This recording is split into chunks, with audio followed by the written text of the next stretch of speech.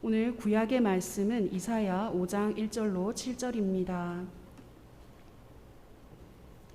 나는 내가 사랑하는 자를 위하여 노래하되 내가 사랑하는 자의 포도원을 노래하리라. 내가 사랑하는 자에게 포도원이 있으며 심히 기름진 산으로다. 땅을 파서 돌을 제하고 극상품 포도나무를 심었도다. 그 중에 망대를 세웠고 또 그 안에 술틀을 팠도다. 좋은 포도 맺기를 바랐더니 들포도를 맺었도다. 예루살렘 주민과 유다 사람들아 구하노니 이제 나와 내 포도원 사이에서 사리를 판단하라. 내가 내 포도원을 위하여 행한 것 외에 무엇을 더할 것이 있으랴. 내가 좋은 포도 맺기를 기다렸거늘 들포도를 맺음은 어찌 됨인고. 이제 내가 내 포도원에 어떻게 행할지를 너희에게 이르리라. 내가 그 울타리를 걷어먹임을 당하게 하며 그 담을 헐어 짓밟히게 할 것이요. 내가 그것을 황폐하게 하리니 다시는 가지를 자름이나 북을 돋우지 못하여 찔레와 가시가 날 것이며 내가 또 구름에게 명하여 그 위에 비를 내리지 못하게 하리라 하셨으니 무릇 만군의 여호와의 포도원은 이스라엘 족속이요 그가 기뻐하시는 나무는 유다 사람이라. 그들에게 정의를 바라셨더니 도리어 포악이요 그들에게 공의를 바라셨더니 도리어 부르짖음이었도다. 아멘. 서신서의 말씀은 히브리서 11장 33절로 38절입니다. 그들은 믿음으로 나라들을 이기기도 하며 의를 행하기도 하며 약속을 받기도 하며 사자들의 입을 막기도 하며 불의 세력을 멸하기도 하며 칼날을 피하기도 하며 연약한 가운데서 강하게 되기도 하며 전쟁에 용감하게 되어 이방 사람들의 진을 물리치기도 하며 여자들은 자기의 죽은 자들을 부활로 받아들이기도 하며 또 어떤 이들은 더 좋은 부활을 얻고자 하여 심한 고문을 받되 구차히 풀려나기를 원하지 아니하였으며 또 어떤 이들은 조롱과 채찍질뿐 아니라 결박과 옥에 갇히는 시련도 받았으며 돌로 치는 것과 톱으로 켜는 것과 시험과 칼로 죽임을 당하고 양과 염소의 가죽을 입고 유리하여 궁핍과 환난과 학대를 받았으니 이런 사람은 세상이 감당하지 못하느니라. 그들이 광야와 산과 동굴과 토굴에 유리하였느니라. 아멘. 복음서의 말씀은 누가복음 12장 49절로 53절입니다. 내가 불을 땅에 던지러 왔노니 이 불이 이미 붙었으면 내가 무엇을 원하리요. 나는 받을 세례가 있으니 그것이 이루어지기까지 나의 답답함이 어떠하겠느냐. 내가 세상에 화평을 주려고 온 줄로 아느냐. 내가 너희에게 이르노니 아니라 도리어 분쟁하게 하려 함이로다.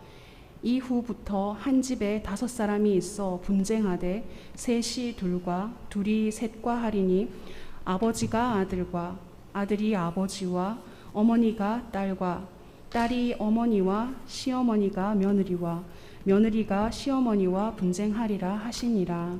아멘. 이것은 주님의 말씀입니다. 아멘. 그 함석헌 선생이 58세이던 1958년에 쓴 생각하는 백성이라야 산다라는 책이 있습니다.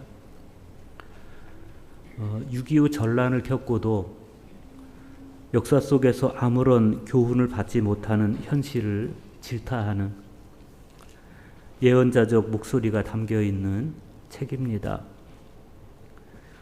그 책에서 함석헌 선생은 이렇게 말합니다.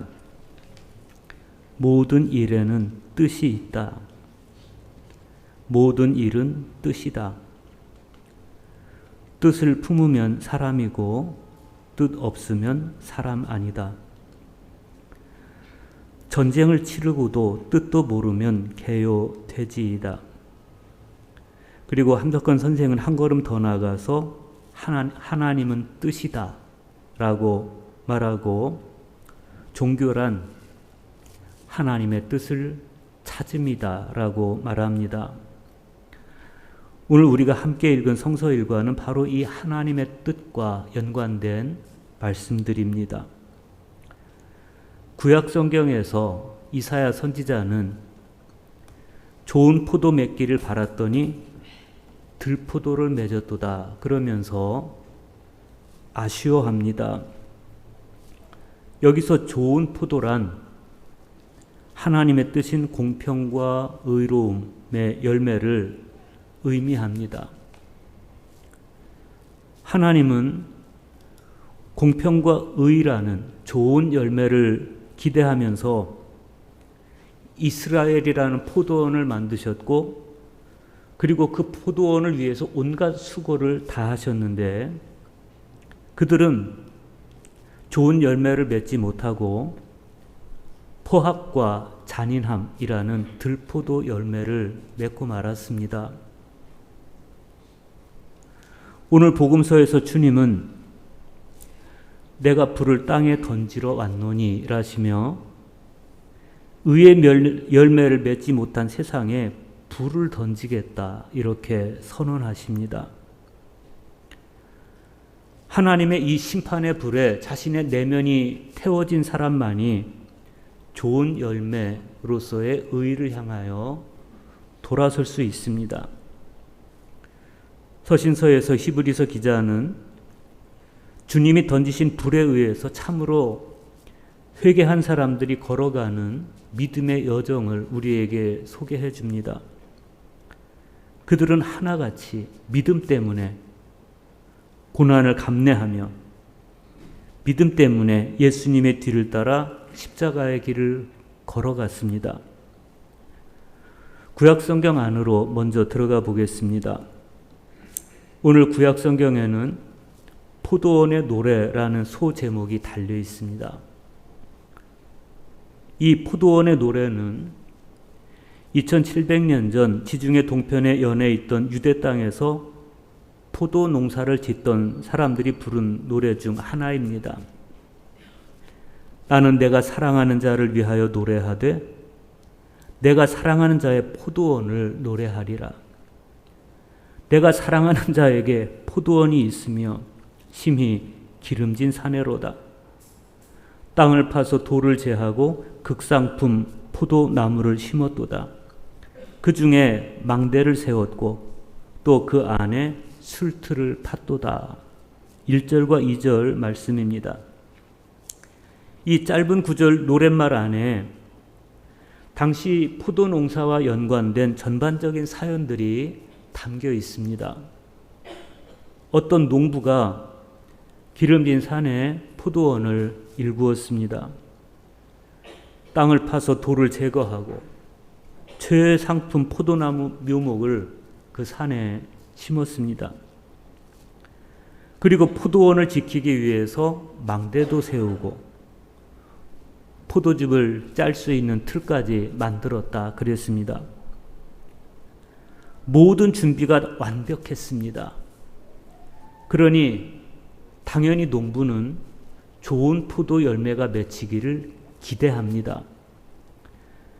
그런데 그만 그 기대가 빗나가고 말아요. 실망한 포도원 주인이 이렇게 탄식합니다. 좋은 포도 맺기를 바랐더니 들포도를 맺었도다. 여기서 들포도란 변질된 성질의 열매이고 잘 접목된 가지에서 난 열매가 아니에요. 곁가지에서 난 야생 포도를 이야기하는 겁니다. 훗날 히브리서 기자는 이 들포도의 정체를 하나님의 은혜에 이르지 못하는 자 혹은 사람을 괴롭히고 더럽히는 쓴 뿌리 같은 자라고 표현했습니다. 주석학자인 매튜 헨리는 이 들포도에 대해서 신앙을 가장한 위선적인 관습의 사람 이렇게 말했고 그것은 포도같이 보이지만 시거나 쓰다라고 했어요.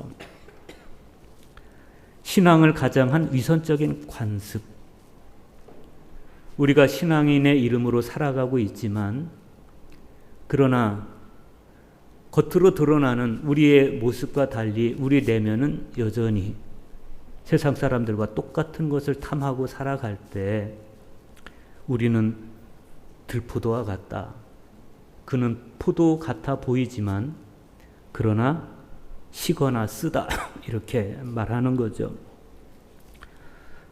함석권 선생의 표현대로 하나님은 뜻이시고 신앙이란 하나님의 뜻을 찾는 것이라고 할 때 하나님의 뜻을 가슴에 품지 않았든지 아니면 하나님의 뜻에서 벗어나서 살아가는 사람들, 들포도와 같다 이렇게 말할 수 있겠습니다. 그런데 그 들포도는 이방인이 아니었어요. 이사야 선지자에 따르면 그 들포도의 정체는 이방인이 아니고 이스라엘 족속이었고 유다 사람이었어요. 이스라엘이라는 포도원을 지으신 하나님은 너무 실망하셨습니다. 그래서 그 들포도들을 향해서 이렇게 선언하세요. 이제 내가 내 포도원에 어떻게 행할지를 너희에게 이르리라. 내가 그 울타리를 걷어 먹힘을 당하게 하며 그 담을 헐어 짓밟히게 할 것이요 내가 그것을 황폐하게 하리니 다시는 가지를 자름이나 북을 돋우지 못하며 찔레와 가시가 날 것이며 내가 또 구름에게 명하여 그 위에 비를 내리지 못하게 하리라. 먹힘을 당하게 하겠다. 짓밟히게 하겠다. 황폐하게 하겠다. 찔레와 가시가 날 것이다. 그 위에 비를 내리지 못하게 하겠다. 그들이 들포도라고 일컬음을 받고 이렇게 듣기에도 무서운 심판을 받게 된 가장 주된 이유가 어디 있습니까? 첫 번째 이유는 분열이었습니다. 본래 한 민족이었던 그들이 북이스라엘과 남유다로 분열하는 길을 선택하고 마는데 우리는 알아야 됩니다. 모든 분열의 이면에는 교만이 있고 극단의 이기주의가 있습니다. 그러면 좋은 포도 열매를 맺는 삶이란 어떤 것인가? 그 좋은 포도 열매 맺는 삶에 대해서 한 고대 시인은 이렇게 아름답게 표현했습니다. 사랑과 진실이 만나고 정의와 평화는 서로 입을 맞춘다. 진실이 땅에서 돋아나고 정의는 하늘에서 굽어본다. 하나님의 사랑과 사람의 진실이 만나고 하나님의 정의와 사람의 평화가 만나고 사람이 땅에서 진실을 열매 맺으면 하나님은 하늘에서 굽어보신다는 겁니다. 그런데 그게 그렇게 어려웠던 것일까? 하나님의 사랑과 사람의 진실이 만나고 하나님의 정의와 사람의 평화가 만나고 그게 그렇게 어려웠던 것일까? 하나님은 이렇게 실망스러워하십니다. 그들에게 정의를 바라셨더니 도리어 포악이요 그들에게 공의를 바라셨더니 도리어 부르짖음이었도다. 이어지는 말씀에 보면 당시 그들이 자행한 악행들이 소개되는데 어쩌면 그 악행이라고 하는 것이 동서고금이 그렇게 똑같은지 그 내용은 이렇습니다. 너희가 비참하게 되리라. 집을 연달아 차지하고 땅을 차례로 사들이는 자들아. 빈터 하나 남기지 않고 온 세상을 혼자 살 듯이 차지하는 자들아. 집을 연달아 차지하고 땅을 차례로 사들이는 뭡니까? 그 시대에도 땅 투기하는 사람들이 있었다는 겁니다. 그들의 뇌리 속에는 형제도 동포도 없어요. 그냥 야수처럼 짐승처럼 자기 영역을 지키고 자기 영역을 확장하는 것 외에는 여념이 없어요. 소수의 사람들이 집을 독점하고 땅을 독점하고 마치 세상에 자기들만 사는 것처럼 그렇게 살고 있어요. 그런데 하나님은 그들의 탐욕이 실패할 것이다. 그렇게 말씀하세요. 8절 하반절에서 10절 보십시오. 화 있을진저 만군의 여호와께서 내 귀에 말씀하시되 정령이 허다한 가옥이 황폐하리니 크고 아름다울지라도 거주할 자가 없을 것이며 열흘가리 포도원에 겨우 포도주 한 바트가 나겠고 한 호멜에 종자를 뿌려도 간신히 한 에바가 나리라. 욕심스럽게 집을 사들이고 땅을 사들여서 아름답게 꾸몄습니다. 그런데 그 집들이 다 흉가가 되어서 인기척이 없게 될 것이다.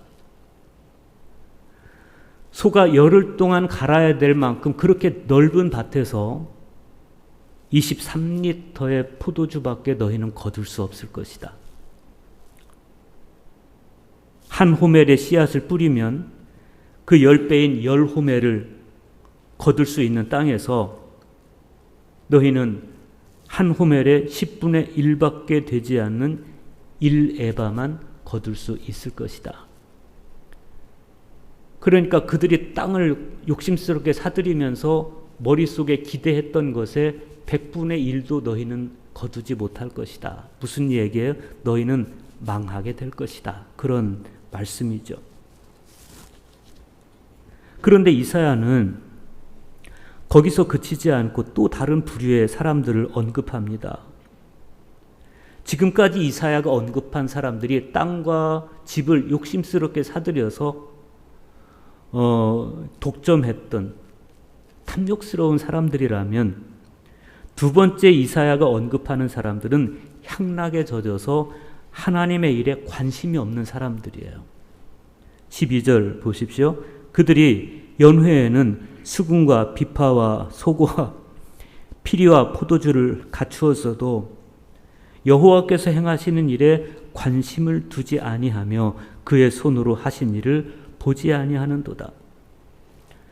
그러니까 놀기 위해서는 수금과 비파와 소고와 피리와 포도주를 정성스럽게 갖춰놔요. 그러나 정작 하나님의 일은 거들떠보지도 않는다. 관심도 없다. 노는 것엔 최선을 다하면서 하나님의 일에 관심이 없다. 이사야는 당시 사회의 모습을 이렇게 정확하게 진단하고 있었습니다. 여호와께서 행하시는 일에 너희가 관심이 없다. 그러면 여기서 여호와께서 행하시는 일, 그게 뭡니까? 그것은 하나님께서 뜻을 세우신 일이에요. 이를테면 하나님은 평화의 뜻을 두고 계세요. 그래서 자기 속에서 평화를 실현하는 사람은 하나님께서 행하시는 일을 자기도 행하는 거예요. 그렇기 때문에 주님은 마태복음 5장 9절에서 평화를 위해 일하는 사람은 행복하다. 그들은 하나님의 자녀라 일컬음 받을 것이다. 그렇게 말씀하시죠. 여호와께서 행하시는 일, 또 하나는 하나님은 정의와 평화를 사랑하시니 시대 속에서 정의와 공의를 실현하는 일입니다. 세상은 온통 탐욕과 유흥을 향해 질주하더라도 하나님께서 세워주신 더 소중한 가치인 생명 살리는 사명에 매진하는 것, 이것이 여호와께서 행하시는 일이에요. 그런데 당시 사람들은 이런 하나님의 일에 관심이 없어요. 일말의 관심도 없어요. 오히려 하나님께서 행하시는 일을 좀 관심을 좀 가지라고 선지자들이 외치면 듣기 싫어했어. 그래서 선지자들을 박해하거나 희생시켰습니다. 반면에 거짓 선지자들은 어떻게 합니까? 오로지 왕과 귀족의 마음을 사기 위해서 그들이 듣고 싶어 하는 메시지만 전해주는 거예요. 그들이 그렇게 가난한 자를 수탈하고 그렇게 악하게 굴어도, 그래서 아모스라든지 호세아라든지 이런 선지자들이 계속해서 심판의 메시지를 전해도 아마시아 같은 이런 거짓 선지자들은 괜찮습니다. 괜찮습니다. 당신 잘하고 계십니다. 우리 역사 속에서 그런 사람들이 있었어요. 독재자들을 위해서 조찬 기도회를 드려주고 그들의 독재 행위를 미화시켜주고 정당화시켜주는 사람들이 있었어요. 남의 나라 이야기가 아니에요. 그런 상황에서 이사야는 자기 목숨을 걸고 여호와께서 행하시는 일을 선포합니다. 만약 이사야 선지자가 우리 사회에 와서 여호와께서 행하시는 일을 선포한다면 과연 우리는 그의 말에 귀를 기울였을까? 브라질의 해방신학자인 성정모 교수가 쓴 시장 종교 욕망이라는 책이 있어. 그 책에 의하면 시장과 자본이 기존의 유일신 종교의 신개념을 대체해 버렸다 그래요. 사람들은 더 이상 하나님을 섬기지 않고 돈을 섬긴다는 거예요. 맘모니즘에 빠져서 이제는 하나님이 신이 아니라 돈이 신이라는 거예요. 혹시 우리도 그럴 수 있어요. 나도 모르는 사이에 시장과 자본이라는 우상을 숭배하면서 이사야 같은 선지자가 경고의 메시지를 전하면 거슬려 하는 그런 사람일지도 모르죠. 그런데 이사야 선지자에 따르면 하나님은 그런 상태를 결코 용납하지 않으신다는 겁니다. 왜 그렇습니까? 하나님은 모든 시대를 향해서 당신의 뜻을 정하시고 당신께서 행하시려는 일을 행하시기 때문에 그렇습니다. 그것이 동시대에 이사야 선지자가 가지고 있던 영적 통찰이었습니다. 하나님이 높으시다, 하나님이 거룩하시다라는 말의 근거는 어디에 있습니까? 하나님의 생각은 우리 생각과 다르다는 것, 하나님의 뜻은 나의 뜻과 다르다는 것입니다. 우리는 향락과 재물과 출세를 사랑해서 그런 것들의 뜻을 두고 우상처럼 섬기지만 하나님은 생명과 정의와 평화를 사랑하셔서 그러한 것에 더 뜻을 두고 당신의 일을 행하십니다. 지금 이사야는 자신의 하나님 경험에 근거해서 이 말씀을 선포하고 있는 거예요. 따라서 우리도 우리 시대 속에서 이사야 선지자의 말씀을 경청해서 우리 자신을 쇄신해야 됩니다. 오늘 복음서의 말씀에서 예수님도 이사야와 비슷한 경고를 하십니다. 내가 불을 땅에 던지러 왔노니 이 불이 이미 붙었으면 내가 무엇을 원하리요? 이 불은 우리 나태한 일상에 던져진 심판의 불입니다. 주님은 좋은 게 좋다는 구태한 삶이 아니라 옳은 것이 좋은 그런 삶을 가르치고 싶어 하십니다. 유대인들에게 있어서 불은 심판의 상징입니다. 그들은 메시아 왕국 혹은 샬롬의 세상이 도래하려면 그 이전에 심판이 있어야 된다고 생각을 했어요. 새로운 세계를 낡은 세계의 기틀 위에 세울 수는 없기 때문입니다. 그런데 묵시문학에서는 메시아 왕국이 도래하기 전에도 가장 먼저 심판이 있을 것이다. 그런데 첫 번째로 가정에 대한 심판이 있을 것이다. 가정의 분열을 들고 있어요. 오늘 누가가 전해주고 있는 주님의 말씀도 마찬가지예요. 누가복음 12장 53절 보십시오. 아버지가 아들과 아들이 아버지와 어머니가 딸과 딸이 어머니와 시어머니가 며느리와 며느리가 시어머니와 분쟁하리라.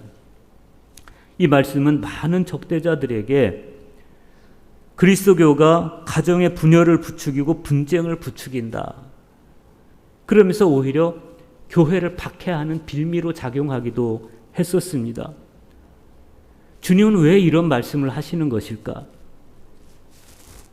평화의 주님, 평화를 사랑하시는 주님께서 왜 가정의 분열을 부추기는 듯한 이런 말씀을 하시는 것일까? 낡은 세계를 단호하게 거절하고 새 세계를 맞아들이는 사람 앞에 놓여 있는 가장 큰 장애물이 가장 가까운 사람이기 때문에 그래요. 나의 남편, 나의 부모 혹은 나의 자녀들이 우리가 가려는 옳은 길을 막을 수가 있어요. 지금 예수님께서 문제 삼으시는 것은 가족 자체가 아니에요. 가족은 소중하고 귀합니다. 그러나 가족이 옳은 일을 결단하는 것에 장애가 된다면, 그렇다면 때때로 분열도 각오해야 된다. 왜? 옳은 것을 옳게 하기 위해서.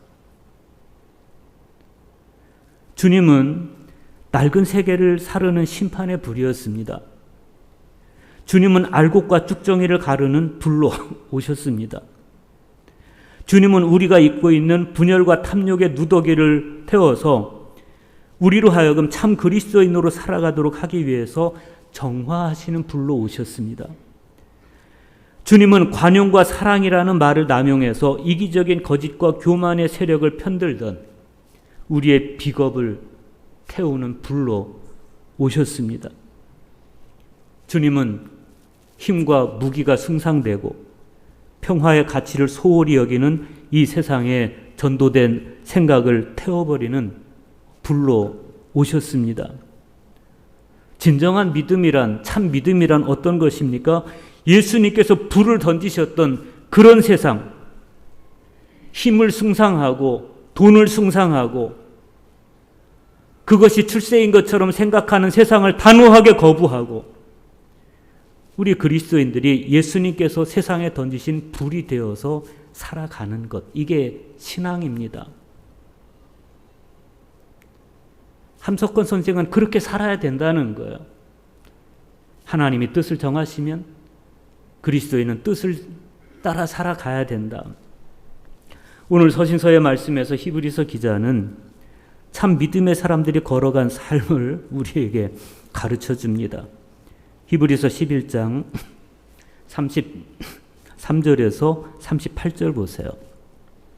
그들은 누구예요? 믿음의 사람들. 그들은 믿음으로 나라들을 이기기도 하며 의를 행하기도 하며 약속을 받기도 하며 사자들의 입을 막기도 하며 불의 세력을 멸하기도 하며 칼날을 피하기도 하며 연약한 가운데서 강하게 되기도 하며 전쟁에 용감하게 되어 이방 사람들의 진을 물리치기도 하며 여자들은 자기의 죽은 자들을 부활로 받아들이기도 하며 또 어떤 이들은 더 좋은 부활을 얻고자 하여 심한 고문을 받되 구차히 풀려나기를 원하지 아니하였으며 또 어떤 이들은 조롱과 채찍질 뿐 아니라 결박과 옥에 갇히는 시련도 받았으며 돌로 치는 것과 톱으로 켜는 것과 시험과 칼로 죽임을 당하고 양과 염소의 가죽을 입고 유리하여 궁핍과 환난의 학대를 받았으니 이런 사람은 세상이 감당하지 못하느니라. 그들이 광야와 산과 동굴과 토굴에 유리하였느니라. 여기 등장하는 사람들이 어떤 사람들입니까? 하나같이 고난을 감내하는 사람들이에요. 이들이 왜 고난을 감내해요? 믿음 때문에 그랬어요. 믿음 때문에.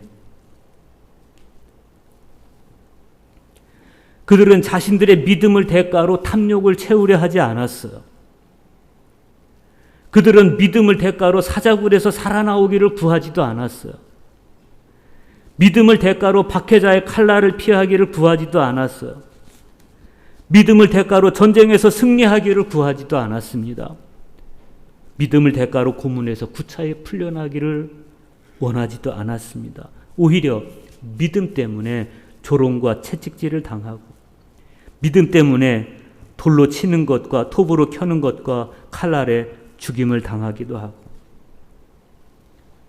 자기 남편이 믿음 때문에 그렇게 고문을 당하고 칼에 죽으면 그 부인들은 부활을 믿기 때문에 당연하게 받아들이고